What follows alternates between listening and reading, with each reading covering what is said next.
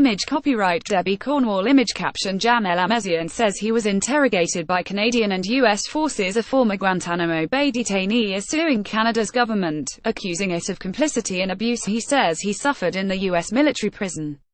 Jamel Amezian, an Algerian, was not charged with a crime, and he denies any links to terrorism. The lawsuit, which seeks damages of $50 million, $40 million, £30 million, was filed in Ottawa, Ontario, on Monday.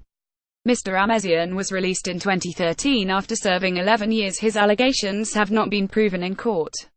In the last few months, Canada has made a number of settlements to former detainees in Guantanamo Bay and the Middle East who were imprisoned and tortured in part because of information Canadian security officials shared with foreign government in the wake of 9/11. Former Guantanamo prisoner Omar Khadr received $10.5 million and an apology from Prime Minister Justin Trudeau this summer.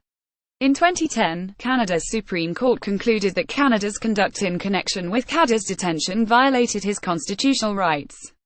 Image copyright Getty Images. Image caption Guantanamo Bay is being used to detain what the U.S. government calls enemy combatants. The court noted he was subjected to sleep deprivation to make him less resistant to interrogation. In October, 3 Muslim Canadians who were tortured in a Syrian prison received a $31 million settlement from the federal government.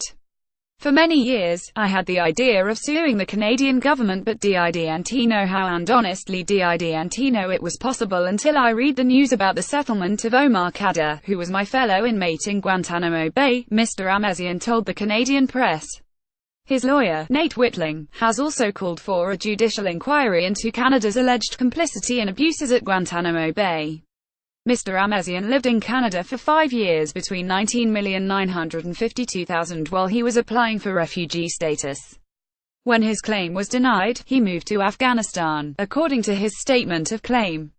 After fighting broke out in Afghanistan, Mr. Amezian decided to move to Pakistan in October 2001.